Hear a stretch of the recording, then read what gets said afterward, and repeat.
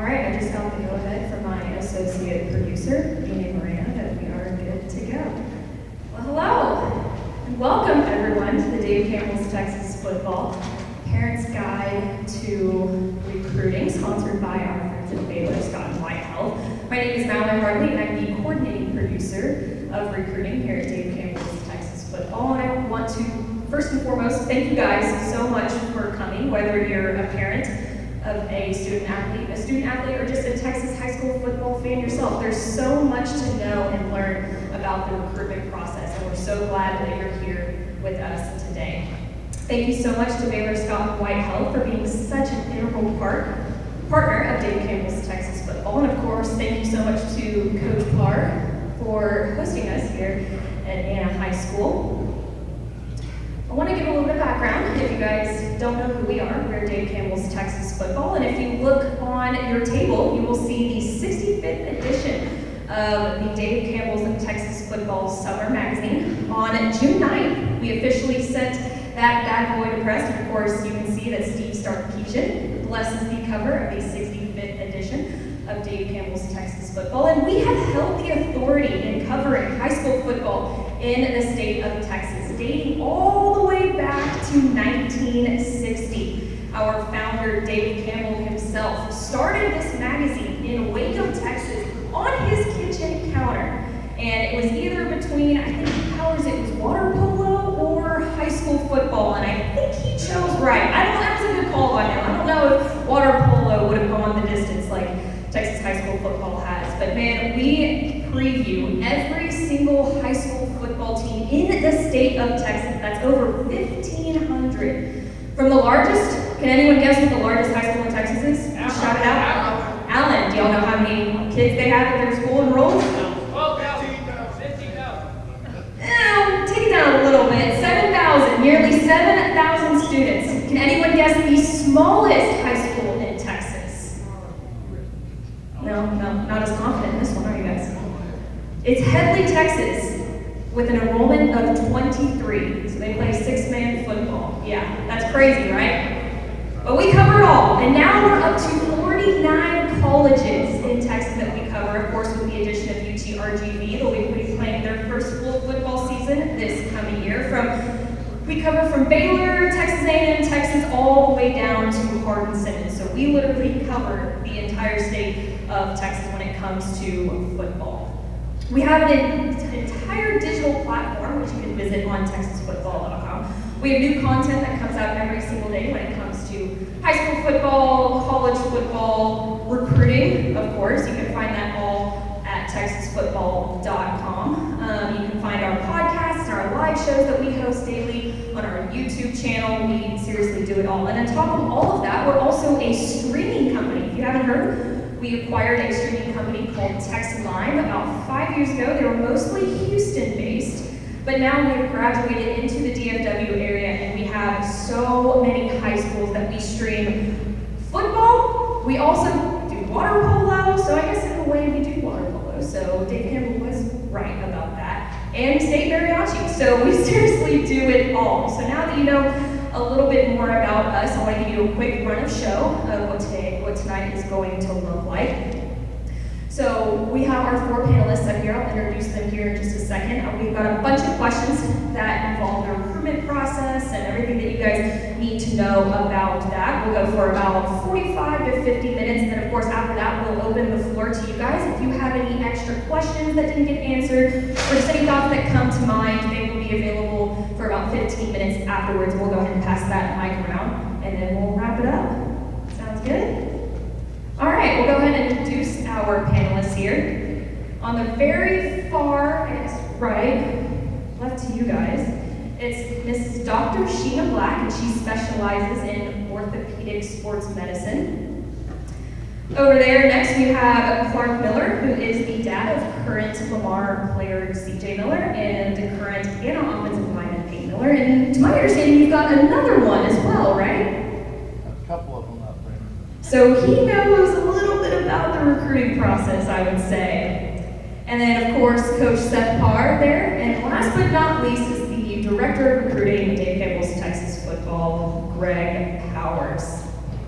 And Powers, we'll go ahead and You've been in the recruiting game for a long time now. Don't date me, don't. I'm not going to date you. How many years have you been doing this? I want to give you a little bit of credibility here because you know what you're talking about when it comes to recruiting. This will be my 20th football season this upcoming season, and I've written over 12,000 recruiting articles and done over 8,000 player rankings in that time. So I have a little bit of experience, but one of the things that I always like to caution recruit parents when talking about that history is that recruiting is something that's evolutionary and changes quite often. So you always want to stay in front of those changes and make sure you're up to everything that's current, especially in today's college football, because the landscape continues to change drastically over the last 3 years. We've seen a lot of change.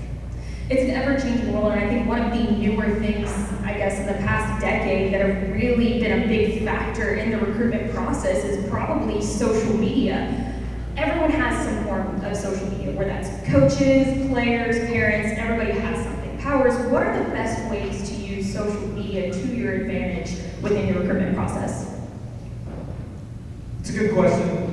Social media continues to change as well. I mean, when we first started doing these recruiting seminars about 4 or 5 years ago, it was always X was like the main platform. Now Instagram has grown into a very powerful platform itself where you can market yourself not only as a player but as a person. So I think it's really important on both of those two platforms, especially to be very buttoned up if you have aspirations of becoming a D1, D2, D3 FCS recruit, because everybody can see what you're doing on social media, and trust me, these college coaches are watching your every move if they're recruiting you. They know what you're doing on Friday night. They look at your stories. As a matter of fact, if you're getting recruited up at a high enough level, the colleges pay people to kind of watch what you're doing on social media and report to those coaches who are responsible for recruiting you. So I think there are some boxes that you really definitely need to check. First and foremost, you need to be professional on your social media.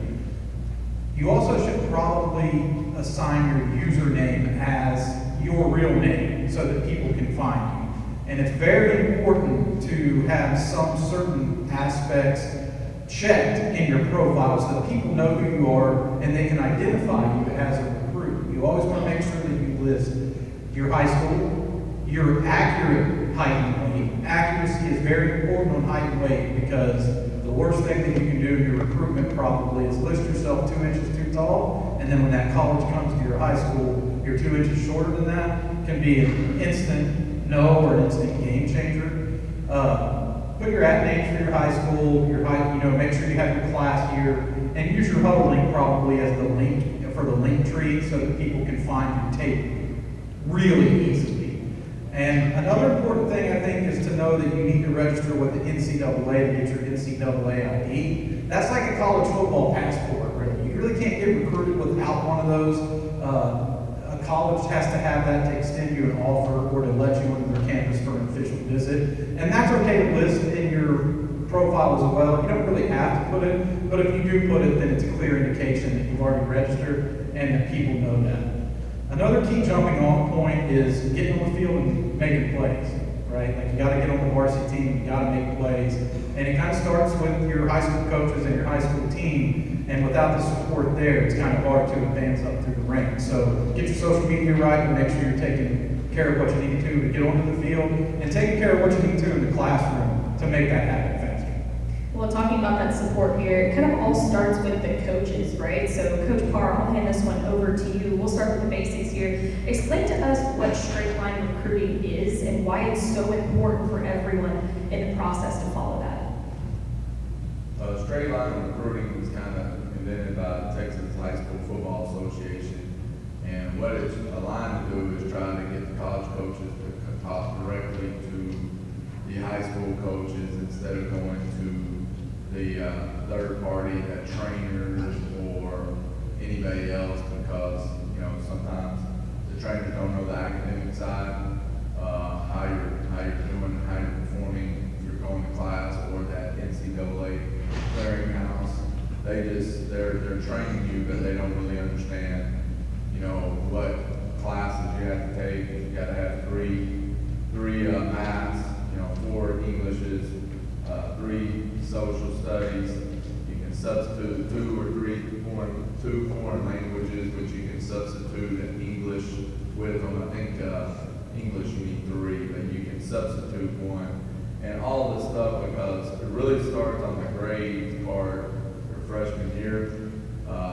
Everything is counted, so you gotta know what your grade point averages are. You know, I think in Lubbock we struggled. We had to change. We had to change in Lubbock because we counted D's from 73 to 74 to 70, which only counted 1 point, where everybody else in the state was getting 2 points for just a 70 to 79. And that 1 point really hurt you in your GPA, and it kept 2 or 3 of our guys going from Division I to a junior college. And we had some guys that were offered from SMU, which is probably close to $1 million education, I would think, all 4 years combined, to a junior college. And it was all over the 70, instead of making it 75, we made it 73. You know, so that's tough. So understand what your GPAs are in high school. Really only coaches that talk to the counselors and know what the policies are at their school will understand what that is. So straight line recruiting is basically direct contact from coaches to the recruiters on campus. We all know grades, how important grades are. You just mentioned that. When college coaches reach out to you and your coaches, what type of questions are they typically asking them, you guys, about your players? I think the relationship first is important. They know, I think the coach has got to know, and both coaches, from the college to the high school, they got to know, they got to trust their evaluation, and they got to trust that when you send them somebody, that they're going to make it, you know, because they're making a big investment on you, or might not take a certain player based on probably height, weight, and your film. But the other part of that is your character. And my brother coaches college football. What they don't want to do is hold your hand. They don't want to tell you you have to be at a class. They don't want to tell you you have to feel like a fast one. They don't want to tell you that you have to go to, you know, what class and what time it is to wake up and be there on time. They want guys that they give a scholarship to, and they're going to wake up and say, be there at 5:30, and they're going to expect you to be 5:30. It's not going to be somebody that picks them up or something like that. And that's okay for us to pick you up, because some of us don't have cars, but what you got to do is be up before you, we're not knocking on the door and you're getting up, because that's the stuff they can't see. And some of that comes on the sideline with body language, and they're going to ask me, are they dependable, are they going to be there? There's some kids that they'll come in there and they're like, what is this guy like? All right, I'm going to use what I know of Jaden Parker right now. And they come in there and they'll say, what do you think of Jaden Parker?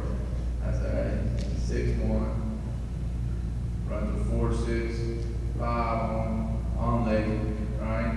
He bench pressed 225, 23 times, or no, 225, 15 times, almost getting too much credit. All right? But he's also an honor student. He's in AP classes, hasn't been a problem in the classroom, and makes all the grades. In my opinion, he's a no-brainer. I would offer him. And that's easy for me, because I can sell that to the coach and know that I'm not going to be lying. All right? If they ask me, oh yeah, everybody's getting nervous out there. Don't want to get into them. But they ask me about another kid that might not have that. You know, I have had to tell coaches in the past, not here in Anna, but where I've been, is I've told them, I said, I would take that kid. And they're like, why? And I would give them a list of reasons. And why I do that, everybody's like, well, why would you do that? I'm doing that because I don't want my future kids, if that coach comes into my office, I want them to know that when I say it's a no-brainer, it's a no-brainer when I'm telling you the truth. Because this kid was an NFL football player, but he couldn't get the other stuff right. And that's the stuff that they can't see, so that's what I think that colleges can use us coaches is to evaluate the character. And you can't lie on that. Because if you lie, then it's going to sell somebody that you can make it, and they might not, you know, because they don't trust your evaluation. And a lot of that starts with the parents, right? So Mr. Miller, I'll pass this one over to you. You have obviously a lot of experience when it comes to the recruitment process. CJ's already gone through it. Peyton's going through it right now. Talk to me a little bit about CJ's recruitment process, maybe how it differs from Peyton, and how were you involved within that recruiting process? Great question. You know, it's been a real unique experience for me and for Missy, because, you know, we've seen both ends of the spectrum. You know, we've had a really great player who doesn't check those measurable boxes, and we've got to work really, really hard to make sure his brain is out there. People see him, they see his film. Because once they see his film, then they like him, or then they want to see him play, and then they're interested in him. But it took work to get to that point, because a lot of recruiting these days, especially, is about measurables, right? And then on the other side of the spectrum, it's all the measurables are checked, and now it's which offer do we want, which offer we're interested in. They're coming in like crazy, and it's just like, wow, this is, and people go, oh, that must be really easy. Well, there's a whole other set of challenges that comes with that, because this day and age with recruiting, there's a lot more involved than just a scholarship. And it's with NIL and the portals and eligibilities and the calendar and all that, you're really weighing all these different options. So for instance, with CJ, you know, it took a long time to start seeing that legitimate interest, and there's a lot of interest and a lot of recruitment, but it took a while to finally get to that point of jumping off and making an offer, because a lot of coaches want to see how they play, how they actually go out there and do all the things that they think they can do, but they just want to make sure.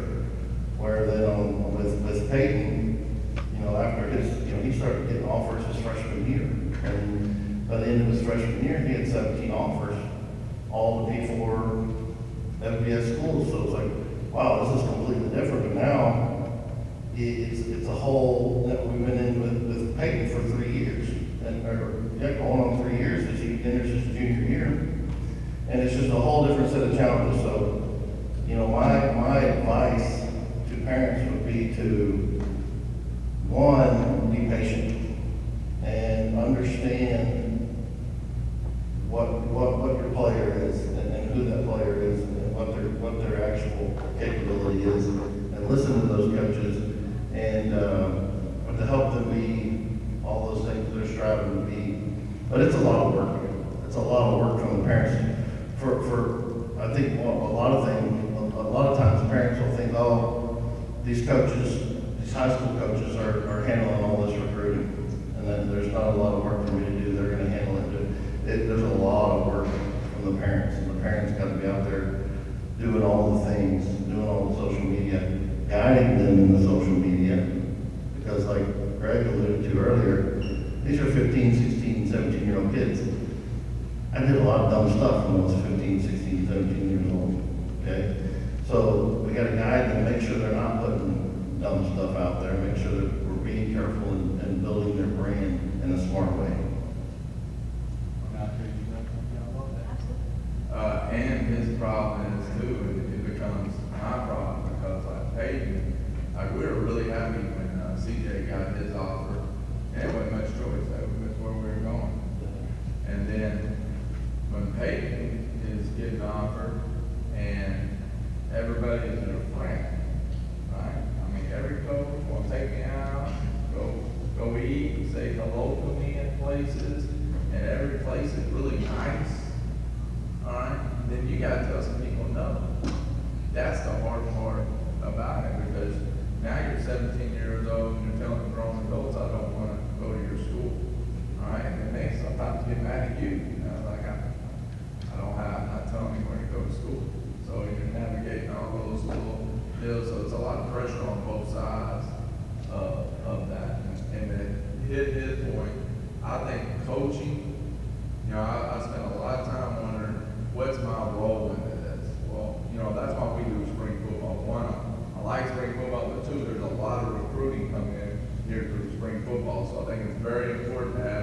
spring football, because that's when the coaches get out. So you got to be strategic in that, and we're gonna go out and we wanna have really good practices that showcase our players. All right, we don't wanna go out there and do yoga. All right, when they come in, we wanna play football so they can get evaluation. So that part of it is very important.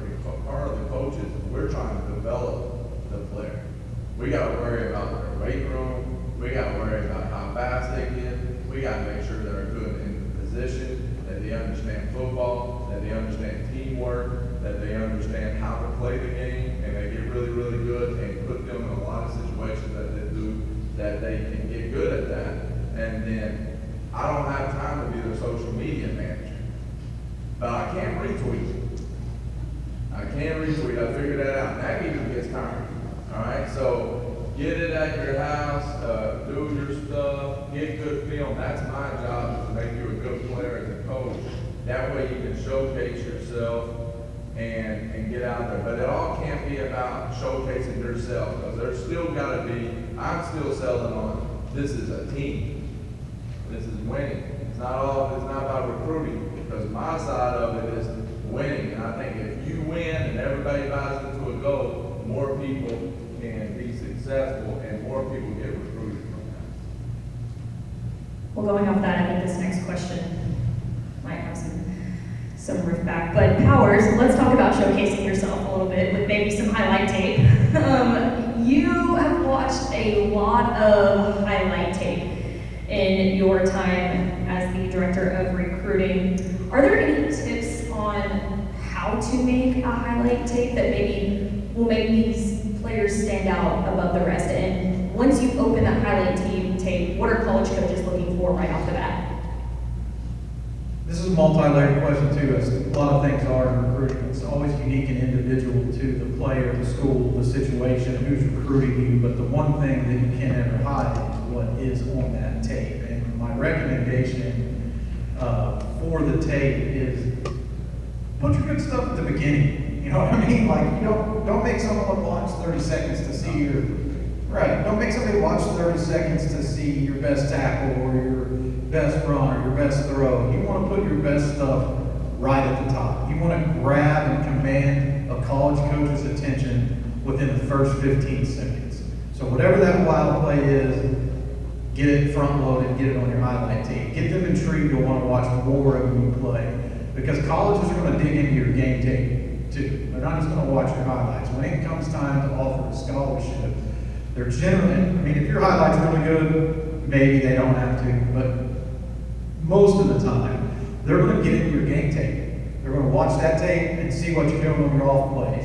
They're going to figure out what your concepts are that you're running on offense and defense, and if you know your role within the scheme. They're going to check off these little boxes before they make a significant investment in you, especially at these top tier levels. So I think it's really important to be around the team. And winning helps so much because you get extra tape. You get those extra playoff games. It's like getting a whole extra season. Your highlight tape's going to pop. So winning is very important. It also brings more scouts and media and notoriety to the team, to the field, to you. So if you can do those things, then I think you're on a good spot. But you have to be able to put it down on tape. If you put it down on tape, you have to get on the varsity team, right? You have to get a starting position or a position where you can make plays and put it on your highlight tape. And that starts in practice. That starts in the classroom. And that's why these things are important. Make sure that you're in the weight room when you're supposed to be so that you can get on the field, because if you're a good playmaker and you can't get the tape, nobody can watch it. And it's all great information, but none of it matters if you can't stay healthy, right, on the field or in the weight room. So, Dr. Black, I'm going to pass this one over to you. Everyone just seems to know this one was your question. You specialize in orthopedic sports medicine and have plenty of experience working at the highest level with the New York Knicks. But then you also have experience in the DFW area with Princeton High School and Memorial High School. We all know how important it is, if you play a sport or even if you work out, how important just everyday stretching can be, right? Can you speak to the importance of stretching in your mobility and how it impacts your athletic ability and performance on the field? So, in 2025, I think there's more out there about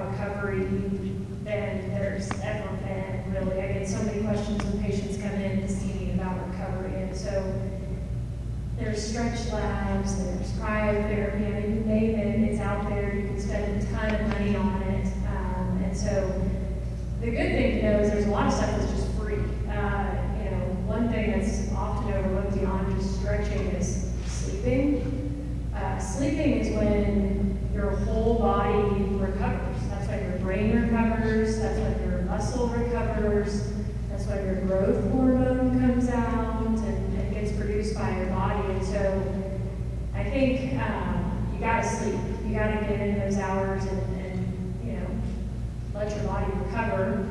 I think there's a ton of, when you talk about these videos, you cannot be on all the time trying to put videos out there. You have to give your body the time it needs to heal. You gotta give your body the time it needs to recover and stretch. Otherwise, you're not gonna be able to put out the power. You're not gonna be able to put up the weight in the weight room. And so I think it's trying to create some sort of balance between creating great videos so that you can make these highlight reels of yourself, but also taking care of your body, making sure that when you talk about stretching, your muscles have to have the elasticity and mobility to create that power, to create that speed, to be faster on the field. And so all of it kind of factors into it. The other part is injury prevention. The last thing you want to do is get 2 games into the season and now you're in C and D because you have an injury. And really a lot of the reason you get injured is because your body fatigues. It doesn't have the time to recover. When your body's fatigued, you start trying to compensate, you start using muscles in other ways that they shouldn't, and then all of a sudden you're not landing correctly. You get tired more quickly, and so you're just not able to do what you need to be the best player on the field. And if you're like me, when you get injured, you kind of just blow it off and say, oh, I might have a broken arm, but it's just twisted, right? I think that could be a lot of the mindsets of some of these student athletes is if you get hurt, you might go to the athletic trainer and might, blow it off as as just a twisted arm or something. But when is it, and Dr. Black, I'll stick with you on this one, when do you think it's necessary to go see a medical professional when it gets to that point? Because I think there's a lot of people that might not know, hey, when it's time to take action, you're going to take action. Yeah, so, I've been blessed to work with some of the best athletic trainers, and I think, I would say at the high school level, I put all my faith in these athletic trainers. I stand on the sideline and I tell them, I do not want to work tonight. I want to stand here, I want to watch you guys play football, and I want to go home. And so, I kind of let them guide how these go. And so, what I tell my trainers is, if you have somebody where their knee is still swelling, if their knee's catching, if it's something that's not getting better, if there's, the next day this thing's getting more swollen, they can't walk on it, then I'm like, yeah, that's the time you need to get them into the clinic. And so I think there's a ton that can be rehabbed. I think there's a ton that can be fixed with time. Normal things, ice, compression, game ready in the athletic training rooms. But, and I think sometimes we have a Saturday clinic that we run during football season. And so all we do in the morning on Saturdays is we see parents and kids that have an injury on Friday night. And so a lot of times everybody's just scared. What is this? Is this something, are they going to be out for the season? And so I think sometimes it is nice for parents to come in and see me just because they want the peace of mind. They just want to know everything's fine, nothing's broken, nothing's bad. We can send them back to football on Monday. But I think it's just an open communication between the athletic trainers.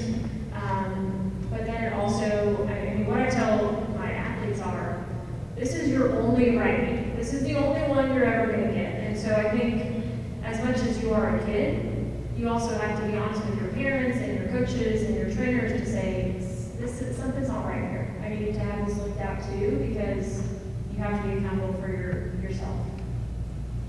And then dealing with an injury, that's got to be one of the most stressful parts of the recruiting process if you're a parent. Like you said, knowing when to go see a professional.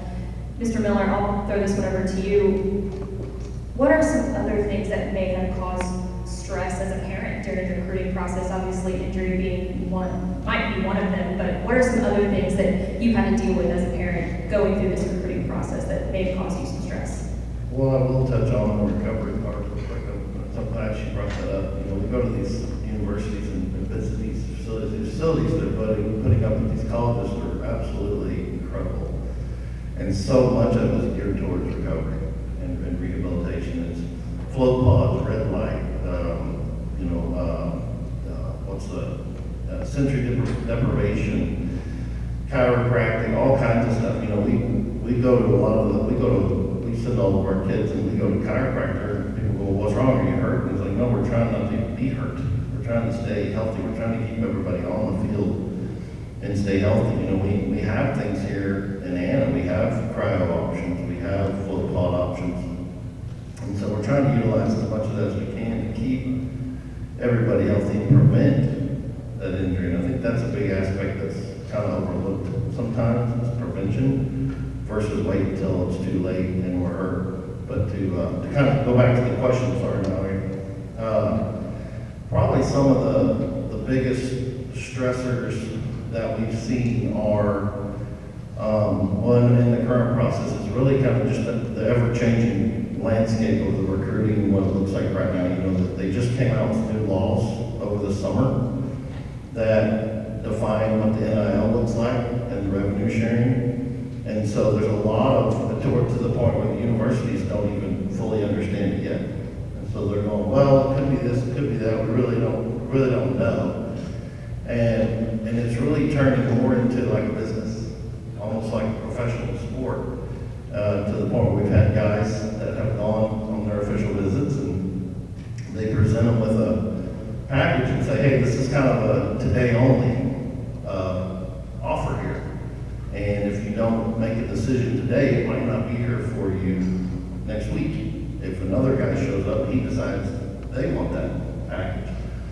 So I think because of that business, the business that is becoming, it's putting these young guys into positions where they've got to make adult decisions. And in my opinion, that's really not fair to these guys. And so again, as parents, we've got to advocate for these guys and for our kids, and to educate ourselves on the process, what it looks like, and what we're walking into during the process. I think another thing is, kind of like I said, is how do we make sure we keep these guys healthy? How do we make sure we keep them running at their optimal level to make sure they're putting the best product on the field all the time? So they're putting out the good film, they're getting the right attention, and they're getting the right the looks that they need from these colleges. And then I think that the other thing is just setting expectations for our guys and making sure the expectations are real. I think there's a lot of expectations that, hey, everybody, I want to go play D1, or I'm not, that's my only dream. That's all I want to do. Okay, that's great. But let's, if you really, do you want to go play football or do you want to go play D1? Because it could look different for you, depending on who you are and what your capabilities are. So understanding who you are and what your capabilities are could look different if you want to go play football, because that could mean you're going to play at the FCS level, or you're going to play at the D2 level, or you're going to play at the D3 level, if you really want to play, depending on who you are. But if it's a D1 or bust mentality, you might get disappointed. So we want to kind of mitigate that and kind of manage that expectation as well. I want to kind of piggyback on what he said just a little bit about the expectations, especially when you're going to go to the D3 level. And I know I've said this a couple times and talked about academics.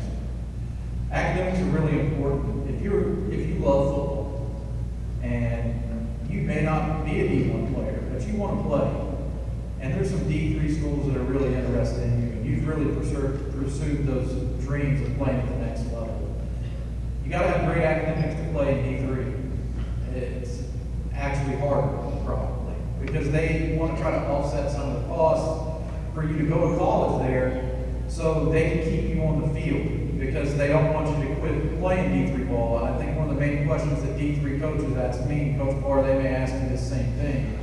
Do they love football? The D3 coaches want to know, do you love football? So the lower level you get, there's a little bit more risk involved. They want to know if your grades are in order, and they want to know if you love football. You got to check those two boxes, and you really live like that, right? And we've talked about getting up for practice and all this other stuff.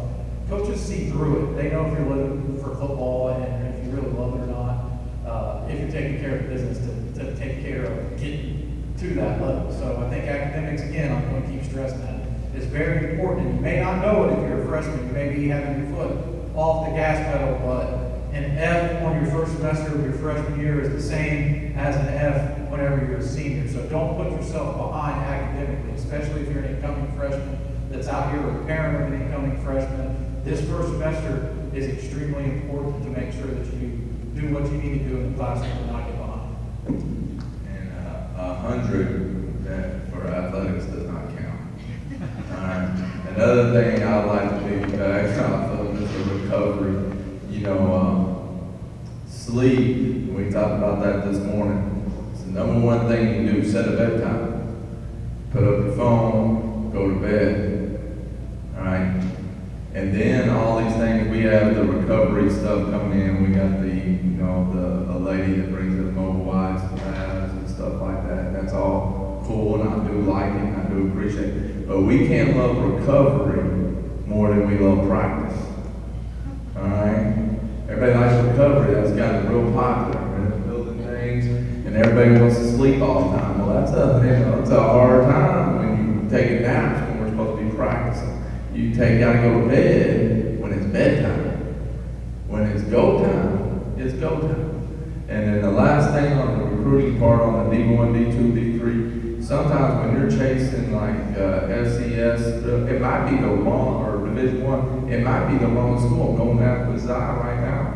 I don't know where Zai's path is. It could be a Division I school, or it could be a Division II school. Now that you can transfer anywhere, it's better that you get tape. Tape is your currency.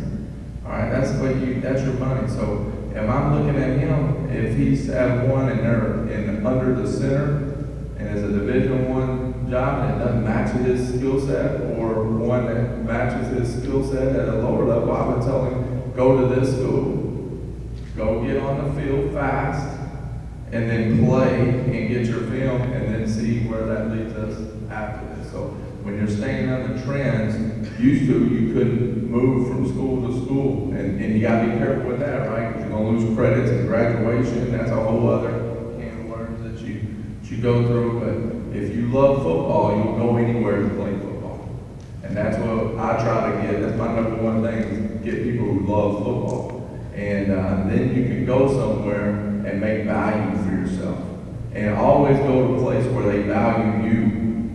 All right, there's some people that if you go in there and you're the fourth guy and they're just got a scholarship that they offer and they're like, oh, I'll take him, he's the best one, they're never going to see you as the number one guy. And so you got a decision to make. Hey, I can go to this little nice place and be the four-string quarterback the whole time, or I can go to this other place and get a lot of stats, make a lot of plays, and decide that somebody else might want me. So I would say go where you're valued. I love what y'all said about how the recruiting landscape is ever changing. I mean, like you said, Mr. Miller, the rules have changed this summer. I mean, it's just changing all the time. And one term that I know you guys have heard of before is NIL, name, image, and likeness. Powers, I'm going to throw this one over to you. Explain what NIL is and how it's, I guess, affected the recruiting process these past couple of years. Well, it's kind of changed everything. Honestly, not maybe more than the transfer portal has. I think I would make a case the transfer portal has changed college football quite a bit as well. But name, image, and likeness is basically your brand, right? And that's how they are making payments to college football players now. Mr. Miller touched on the new college rules changes that the colleges are still sorting through. And Coach, you were talking about getting on the field, completions or catch passes. I think I figured it out, like, each catch, if you're going to transfer it out in the transfer portal, if you can make a reception in college football, it's worth about $10,000. So if you're transferring at the FBS P4 level, you get 30 catches, you transfer, that's kind of what you can pinpoint it as. And we're starting to figure out more and more as we go through this, what that type of payment's gonna be. But I think the biggest thing that you need to know as you go through name, image, and likeness is making sure that you protect your brand, right? You gotta protect your brand. What you do on the field is gonna speak for itself, but what you do off of the field is either gonna hurt you or help you, not only with how much you get paid from the university, but other deals that might come to you through name, image, and likeness. I think one of the ones that I always think of is seeing a North Carolina player on the Marriott commercial during the Final Four and stuff over the last couple of years. Those companies aren't going to take a big chance on you if you're a question mark with your personality or your character. So I think some of those things are certainly steps in the right direction to help yourself be marketed. Coach Carl, for this one, over to you. As a coach, a high school coach, how have you guys dealt with NIL and maybe seen it affect some of your players and their processes? I certainly haven't received any of it, you know, it's all fun. A lot of it is unbelievable. I got one that's at Baylor now, listen to that, and listen to Gentry, and listen to all that stuff. It's all good, but here's what I tell them. I mean, it's beneficial. Number one, if you're in a situation, if you're making the money in NIL and it's helping your family, helping you get by. I mean, I could use some. I'm paying college rent right now. All right, and being able to go to a class without having to worry to work, because you are working, your time's all consumed, but you can still study and not have to do all that stuff. That's where NIL, I think, is the biggest benefit. Is it gives people that maybe didn't have anything, they don't have to do the Rudy method where they sit and sleep in the locker room, the janitor's room, and even though that's beneficial, it teaches you grit, but at the same time, it gives people a chance to really flourish and really fine-tune their skill. As far as the money stuff, I really don't, unless a player asks me to get involved in it and ask my opinion, I try to stay away from it, but I'll give my opinion, and if asked, and then try to lead them in a direction where if somebody else knows about it. I know I've met with agents that have come in. A lot of people don't, we don't want to work with agents. Well, I can tell you my colleagues don't want to work with agents because they would rather negotiate with that 15-year-old or 18-year-old kid. And so I don't know if that's really fair. But also with those agents, I make sure that they're not taking 18 to 20% when an NFL agent only takes 3%. So understanding interest rates kind of important too. So understand who's helping you, what kind of degree they have, why are they an agent, how they handling a deal. If you're getting, if you get hurt, does your scholarship go away? Does your payment go away? There's some deals me and Mr. Miller were talking about that if you damage anything on school property, they can take your scholarship away. So it could be a laptop. So you better make sure your language is right when you're going through these steps, when you're negotiating these contracts, or they don't want to call them contracts. Be smart. Yeah, so just take somebody in there that you trust, that you know, and that's going to evaluate it with you and go through all the process correctly. I think would be the biggest deal. I think it's important to note too that NIL is for college players. Texas doesn't have NIL for high school, so it's not something that you really have to concern yourself with as you go throughout the high school years. So it's not legislatively approved in Texas. So NIL is for college players, not high school players. Just want to make that distinction. Well, and I think a common misconception is that, you only see these big NIL deals with players like Quinn Ewers at Texas, but I think that kind of ranges between all levels of college football. And Mr. Miller, I'll have you speak to this a little bit. Are there opportunities for NIL, opportunities for kids that may go FCS?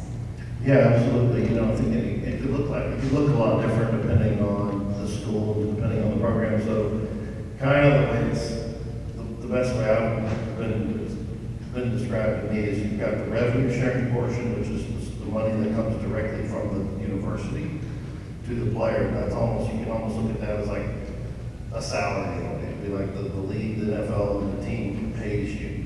The NIL are the other deals over here, the side deals that you make with local organizations or certain groups, things like that. It could be, you know, a lease vehicle that you have for a year or whatever that looks like. So, but I've seen different things. You know, it could be monetary, it could be non-monetary. You know, there's some programs that say, hey, we've got all these NIL deals as a program set up. So, for instance, at one school, they're like, oh yeah, our whole offensive line has an NIL deal with this barbecue place. So all the offensive line get to go eat for free at this barbecue place whenever they want to.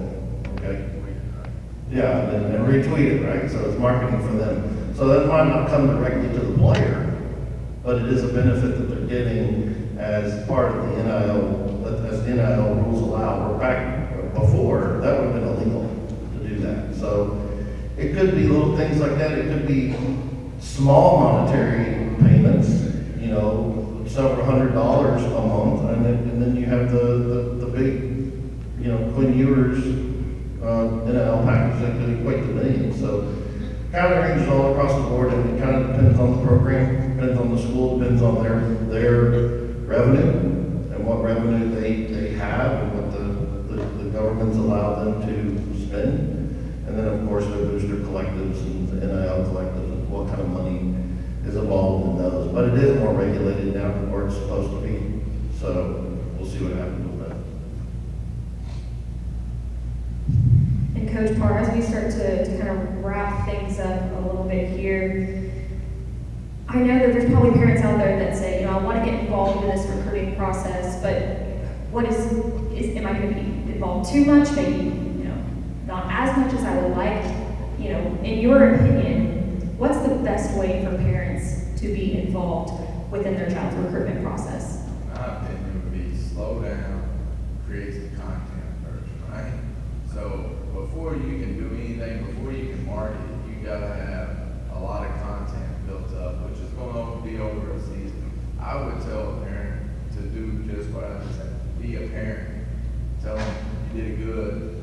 Can't wait to go to your game. You know, love on them when you get back. Try not to coach them. You did good. Don't put pressure on them to get all this film or all this social media stuff. Let them be a kid, and they're going to flourish more. They're going to do better because they don't feel the stress that they have to be a certain way, and because they're doing it to please you. They're not doing it really. Half of them are not trying to get scholarships. They're trying to make you happy as a parent, and you got to let them know you're happy regardless of what they're doing. You're proud because you're my son, not because you're a recruit or you're my daughter. And that's what I kind of would tell the parents is don't miss that opportunity to tell you love them. Don't miss the opportunity to be there when they need you the most, and don't put pressure on them to be somebody that they don't want to be. I go through it as a dad right now. What do I do when I graduate? That's just as much pressure on me. My daughter graduating college, what's she gonna do? I don't know. I hope I fill some tents. Gotta get a job here in a couple years to pay off a school loan. But I can't let her feel that stress and tell her this is what you need to do, this is what you do. I gotta find her path and let her find it and let her see what she enjoys and not make her live with me for a couple more years after she graduates, which I'm good with. I'll be great. Mom kind of struggles with that sometimes, but just be a parent. All right, so don't put pressure on the scholarship. Mr. Miller, I'll throw this one over to you. I know you still have, you know, Peyton's going through it now. You also have a couple of kids that are going to be going through it here soon. But is there one thing that you may have done differently within CJ's recruiting process that not going to do that again, or maybe you wish you had done differently?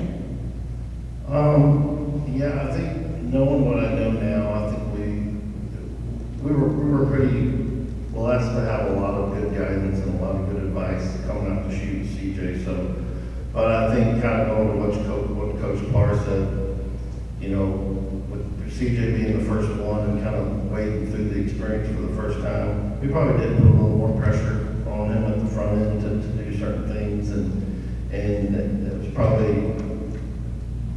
didn't necessarily help. But once we recognized that, we backed off. And that would be my suggestion. You know, if you're gonna and it does take a lot of work for the parents if you want to do this, you know, making highlight films. You know, I try to shield, you know, maybe the wrong thing, I don't know, but, you know, before Peyton comes back from morning meetings or whatever on Saturdays, his highlight films are done. CJ's highlight films were done, I did them. And I put them out, and I put them out there and said, okay, we tweet this, I put it on your Twitter. I try to stay in front of reporters. You know, Peyton can talk to coaches, I'll talk to the reporters. Because sometimes they're trying to get some stuff out of those guys that maybe he shouldn't say yet, or some information he shouldn't say. We trust Greg. We've known Greg a long time, so we're good with him. He can talk to him all he wants. And but there's some that were like, hang on, let me respond to that, and it may be coming from Peyton, okay, on the Twitter. But you know, I'll try to stay in front of that sometimes to make sure the right things are being said and kind of shielding him from that. But yeah, I think that's probably one of the main things, was just learning how to kind of shield them from the stress of it all, and to kind of be their advocate and keep them out of those. Let them be a kid. Let them experience high school. Don't force them to grow up too fast. Because once they get the opportunity and they go, it's full bore. It's on. I mean, they don't get any breaks, and it's like a job. And so we're really glad that we let them experience, and we're letting them experience everything they can while they're here, enjoying their youth. All right, I think at this time we'll open it up to questions. If you guys have any questions, closing thoughts, raise your hand and we'll come bring the mic to you.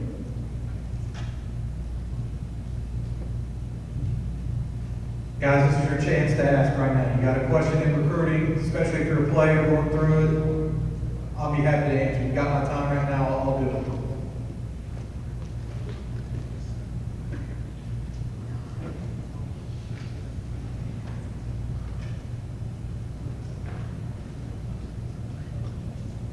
Yes, thank you.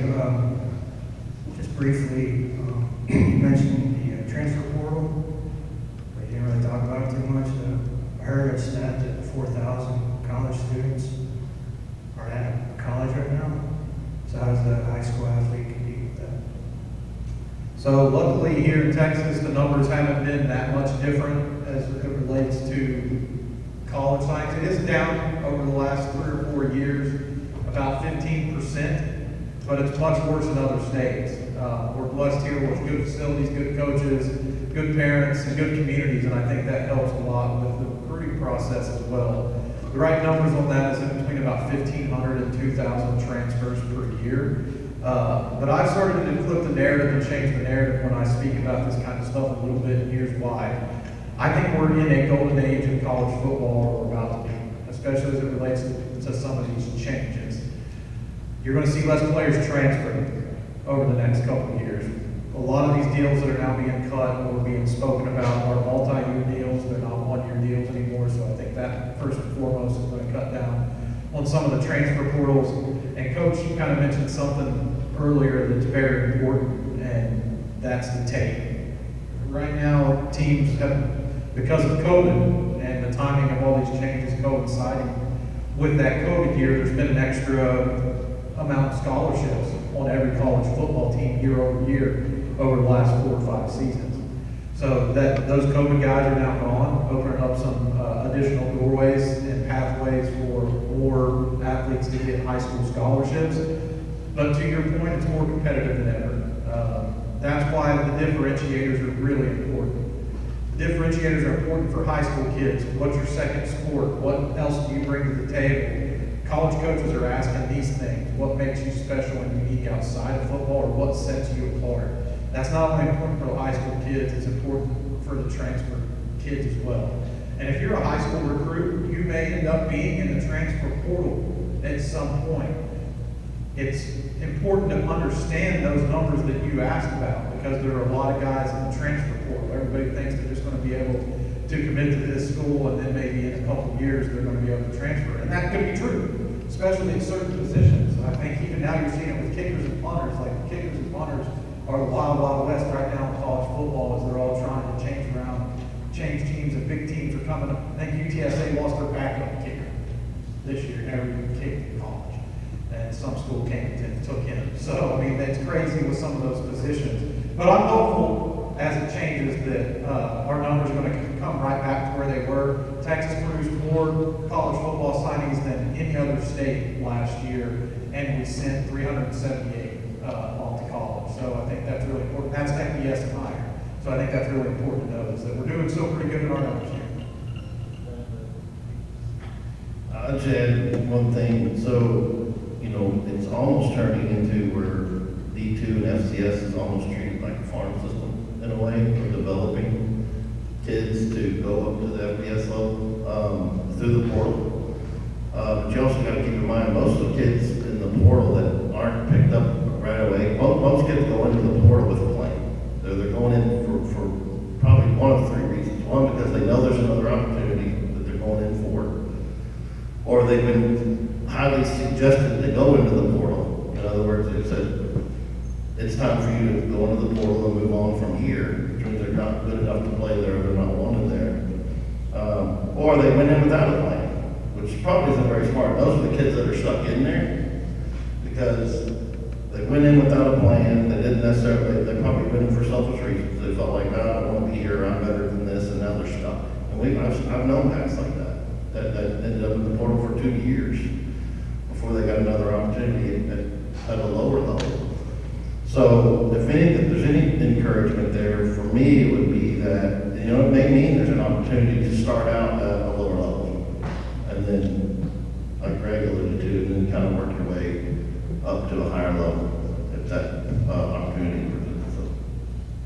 My brother is a coach at Kingsville, and his recruiting strategy now is he celebrates. You want to come, you want to be the best player, get the best players available that are available to you in high school, you come for 2 years and you can go somewhere, come win. If you like it, you can stay. If you advance, you advance.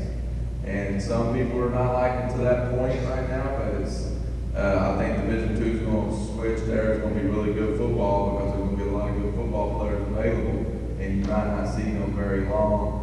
And you're going to play earlier at a Division II than you would probably at a, you know, is it better to go sit for 3 years at a Division I or go play early at a Division II? And what value does that bring, you know, to you? You know, you might make, you might make more money going at Division II. It's not all about the money, but you might make more, be worth more if you go to Division II and get a lot of snaps compared to sitting behind somebody at a Division I school for 3 years.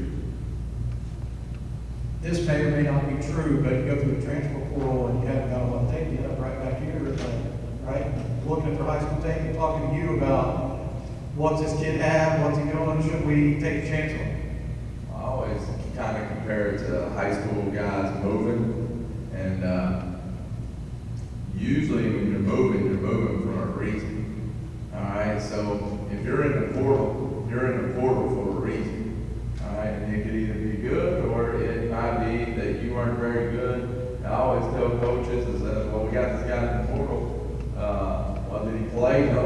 So, okay, he wasn't good enough to play at that place. Your competitor, not your taking. I don't understand that. But even in high school, sometimes people will move, and everybody will get really excited about the kid that moved in, and forget about the kid that's been here working very hard. And then all of a sudden, you find out why he moved. And then now you're back playing the kid that was there. So that's transfer portal. You got to be careful about what you're getting in there because there's a reason that they're in there, and you got to figure it out as a college coach. Unless they got him in there, right? They got him in there. There's a reason why.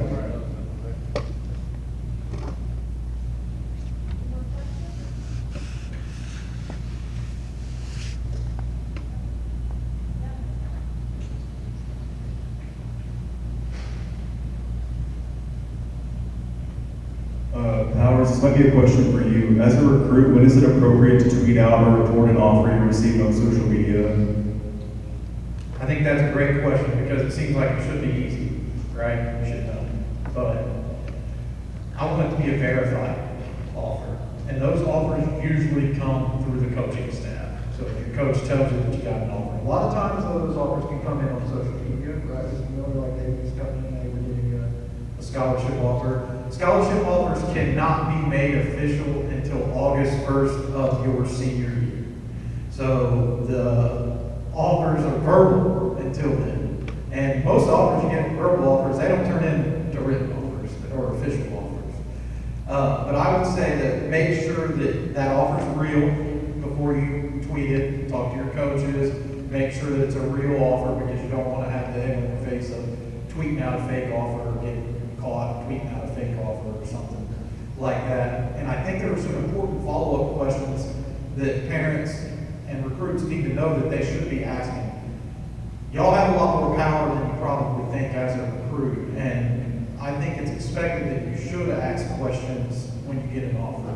The first question I want to be asking if I'm a parent or if I'm a player that got the offer, is this a committable offer? You got to ask because it helps you understand where you're at in the recruiting process with that school.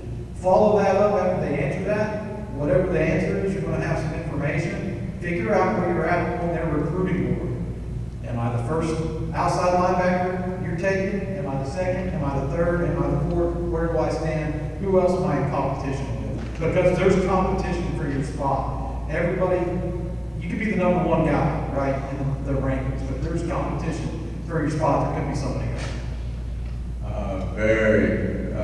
What I want to say on that is a committable offer. Do not, I know guys are getting tired and y'all want to get that recovery in. All right, but don't make me go crazy up here in front of everybody. In Anna, Texas, nobody's going to offer a kid without it being committable anymore. I'm tired of people coming in, giving offers, and then they say, well, never mind. So no college coach is going to come in here without a committable offer. Don't sell our kids that, and there's got to be some accountability from them because what I don't like is when we commit, they want that commitment to stick true, and then their commitments are, I never heard the word commitment not mean a commitment. I don't get that. Commitment equals not committed, or you can't come on. I don't get it. So we're not going to use that word unless it holds true in Anna. And so we're not giving people free political publicity to retweet them without them saying we are committed to you. And if I say I'm offering you, then I can go. It's also important to understand that committable offer level too. That's why I think that follow-up question of where do I stand on the board is really important. Because you can have a committable offer, but so can three other guys in your spot. And if one of those guys takes your spot, your offer could then not be committable anymore. So everybody can be on the up and up and everything can be super cool. But if you ask the right questions and somebody takes your spot, then you just waited too long without the school that you wanted. So kind of understand where you're at in the recruiting process and feel open to ask those questions. A lot of times recruits don't know that college coaches can't contact them until a certain date within their trajectory within a certain time. I can't remember what the date was. June 15th of this year. The rule changed this year. Where it's June 15th. They can start contacting 2027. A lot of recruits and parents think, well, I'm not getting contacted. And that sometimes is not true. Pay attention, especially who's following you on social media, or ask your coaches about who could be asking questions about you, because there could be some interest there that you don't know about yet. So you can contact the coaches, but they can't contact you. So it's important to know that you can contact those coaches. And it's a little like dating. If they don't take the call, you kind of know where you stand, right? So it's a good litmus test or a test that you can kind of get these guys is contacting them to see what their response is. You can kind of gauge their level of interest. You've all been playing ball for a while, probably one of the best players on your youth league teams and all that kind of stuff.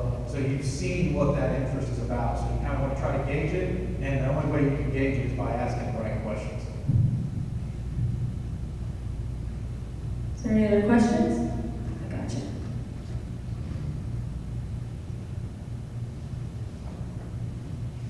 Mr. Powers and Coach Pollard. From a player and parent perspective, how do you see recruiting different at the 5 and 6A level versus the 4A and below? That's a great question. There's some numbers and stuff kind of behind that. I would be interested what the per capita was. This year, we rated our first 2 6-man football players as 3 stars.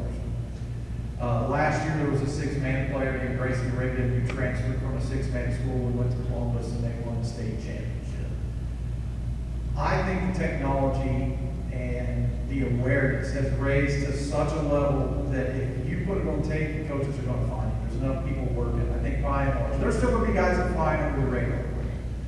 But we talk enough to the coaches talk enough to other coaches, everybody kind of knows everybody. Most of the players get found. Sometimes they get asked to keep kept a secret, even because somebody's trying to steal them. But I think if you put it down to tape and you're in Texas, then you're going to have a pretty good chance of getting discovered. And there are some numbers and statistics that get more in the weeds, like position by position and all that kind of stuff. But I think it's safe to say that if you're a really great player, that you're going to get found. I think the better or follow-up question to that is, what are your expectations when breaking down the film between a 5A, 6A, 4A, 3A, 2A, 1A player? The lower the classification, the more dominance you have to see if you're a college coach when you're watching that tape. And that's what they expect. If you're a 3A player and you're 6'4", 190 pounds, and your team went 1-9, the question that should be asked is why.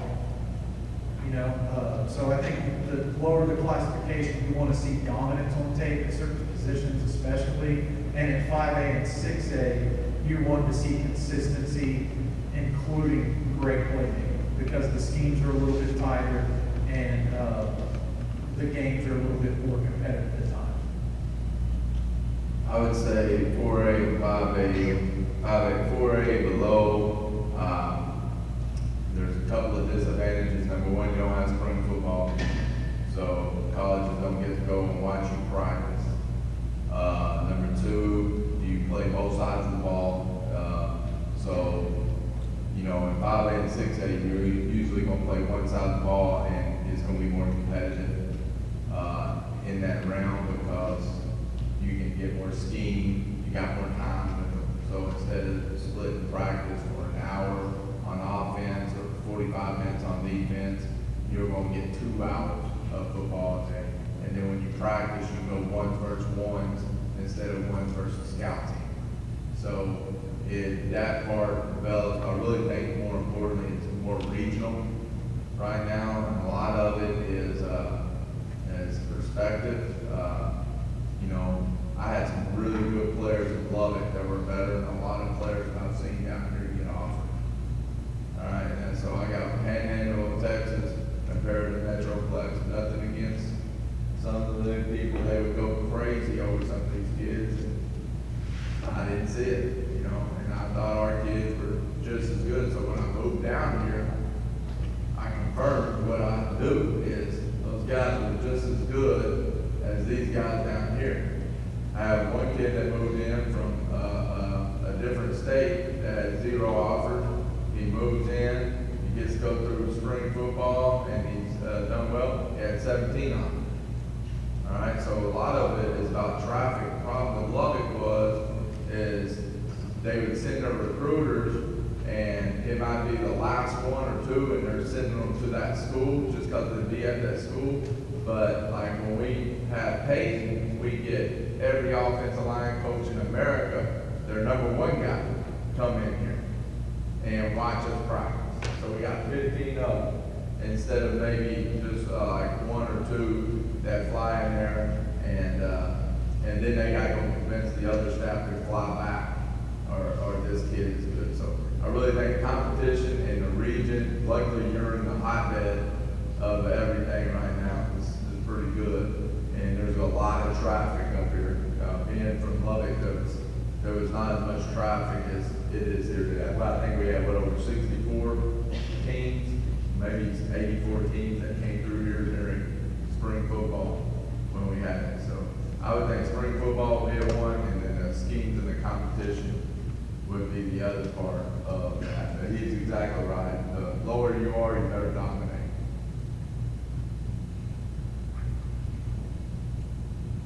Any other questions? Going once, going twice. Nobody wants to ask why you're not a 5-star. Hey, that's good. They're ready We to don't go. want that. All right. Well, man, there sure is a lot of recruiting knowledge up on this panel. You know, when it comes to what to put on your highlight tape, what to put on your social media, and just basically how to protect yourself against injury, how to recover properly if you do get injured. Hold on, boys. Almost done, I swear. I just have a couple more words. Just a quick reminder that all of this was filmed, so if you guys want to go to our YouTube page, it's Dave Campbell, or youtube.com/Dave Campbell's TF. Dave Campbell's, yeah, you'll be able to catch this whole event on film if you missed anything or want to go back and rewatch a certain answer that you saw. Well, we want to thank you guys so much for coming out to this event, and really hope that you could take something out of it, whether it's what to put on your social media bio, or what to put on your first ever highlight tape, or, just how to protect yourself against injury. It all matters. And thank you to Baylor Scott and White Health for being a wonderful partner of Dave Campbell's Texas Football. And also thank you to In-N-Out for providing us food so you guys can listen to me talk for an hour. So thank you guys so much for attending, and appreciate you all giving us your full attention this whole time. Our panelists will be up here. Well, they'll be around for about 15 minutes after the event. If you have another question that comes up, feel free to come ask them and talk to them about that. They'll stick around for just a couple seconds. And if no one has any more questions, we'll be done. And go Coyotes. Guys, pick up your trash. See that trash can back there, all that stuff. That's no longer can't be filled. All right, so other trash cans, find it. And there's a dumpster out there. Don't leave any trash on this floor. Thank you.